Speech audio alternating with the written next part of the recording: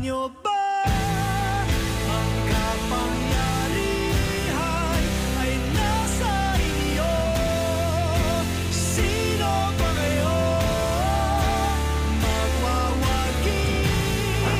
Ang katotohanan, ang kadiliman ay di babagsak.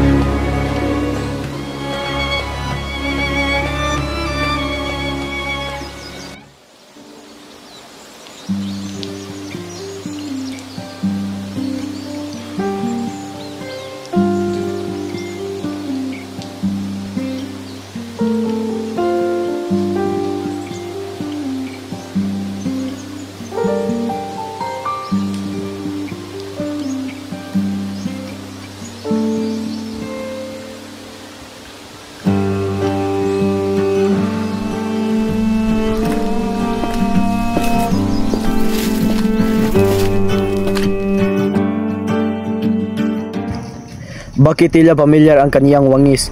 Kami ba ay nakita na noon? Diyos ko, tama nga ba ang aking nakita? Siya nga ba si Ginoong Kristostomo? Tunay nga ba siya ay nagbalik na? Ano't nais mo akong paslangin, Ginoo? Nararapat lamang na ikay mapaslang, hindi dapat mabunyag ang aking lihim. Kung ako ay iyong papaslangin, ay ipagpasalamat ko pa ito upang ang aking paghihirap sa kamay ng manakop ng Kastila ay tuluyan ng mawala. Tila na may pumipigil sa pagkitil ng aking buhay. Bakit ko papaslangin ang aking kalahi, gayong alam kong pareho kami ng kahinatnan? Basilio, ikaw ay makiisa sa akin kung nais mong makapagiganti sa pamamahala ng mga Kastila. Hindi ko nais masangkot sa iyong gulo, kaya kung ito'y iyong papahintulutan ay mauna na akong Ginoong Kristostomo.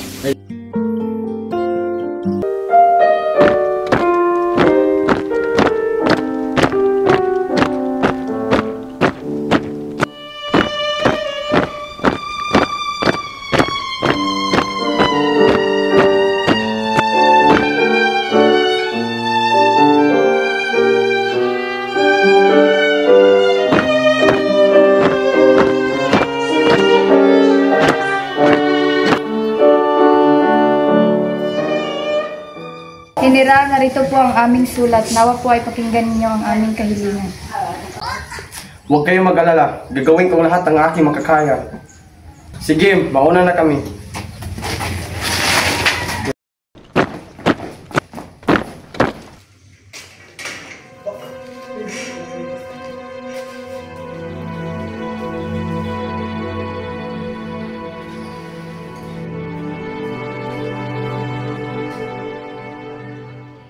Mga mahal kong praile, nais na mag-aaral na Pilipino na magkaroon ng akademya ng wikang Kastila. Narito ang kanilang liham.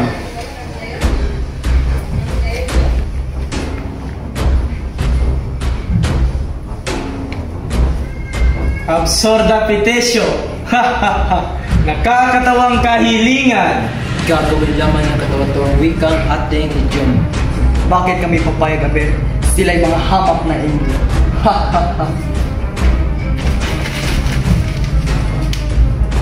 Sige po, mauna na ako.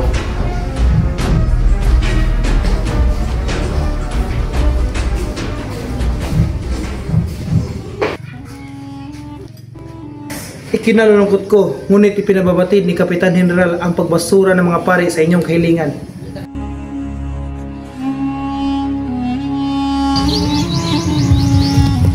Kumanan po, Ginoo.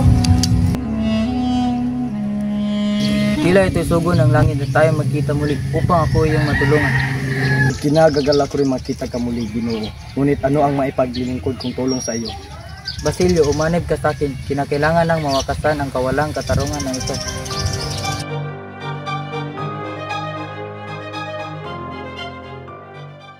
Ako iyong patawarin, Ginoo, ngunit sa pangalawang pagkakataon ay bibigkasin ng aking mga labi ang katagang.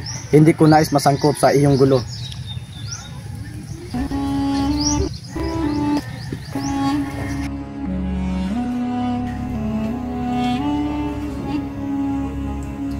Ipanalangin niyo ako.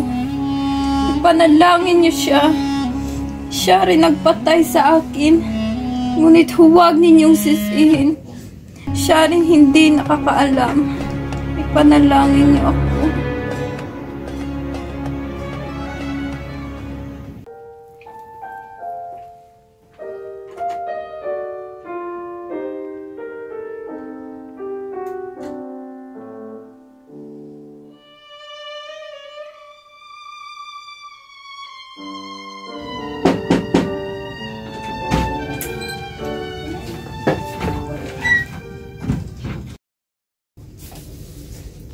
Ginoong Simon, isang nakakalungkot na balita ang ihahatid ko sa iyo ngayon. Ang iyong minamahal na kasintahan na si Maria Clara ay binawian na ng buhay kaninang hapon. Tunay ba ang nakalap na balita? Mauuna na po ako.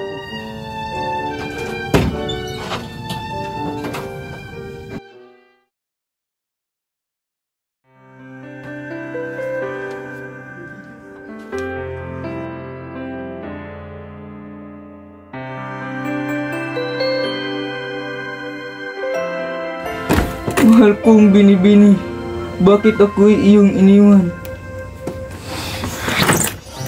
Mahal kong Krisostomo, ako'y nasasabik sa iyong pagbabalik. Nais ko nang madama ang iyong yakap. Ang iyong mga ngiti ay payapa ang dala kahit ang ating pagmamahalan ay may kaakibat na pighati. Nais kong malaman mo na ako'y maghihintay sa iyong pagbabalik. Asahan mo, ikaw pa rin ang mahal at mamahalin, sabay nating panghahawakan ang katagang ating binitawan. Ako ay sa iyo, ikaw ay akin lamang hanggang sa susunod na kabanata at yugto ng ating kapalaran, Maria.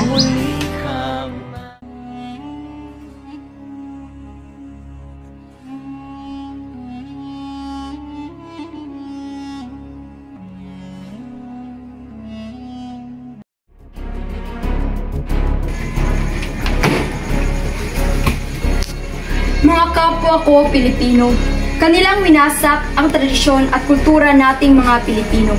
Ipinakilala nila ang kanilang sariling relihiyon at mga pamumuhay, ngunit hindi nila iniinda ang mga pangangailangan at hinaing nating mga Pilipino. Dahil ang kanilang atensyon ay nasa pangangalaga ng kanilang sariling interes.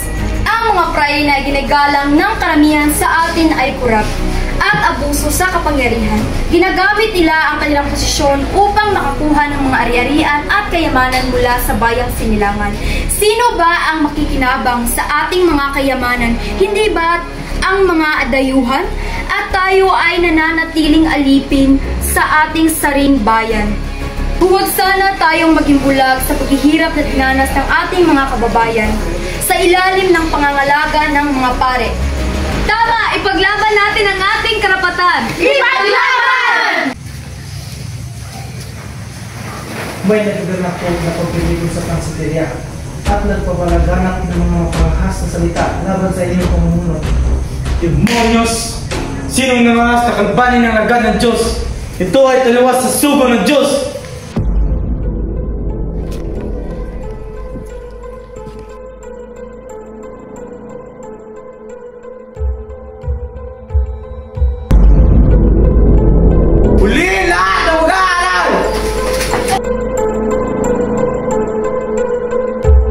Ng lamparang ito. Sino ang naghandog nito?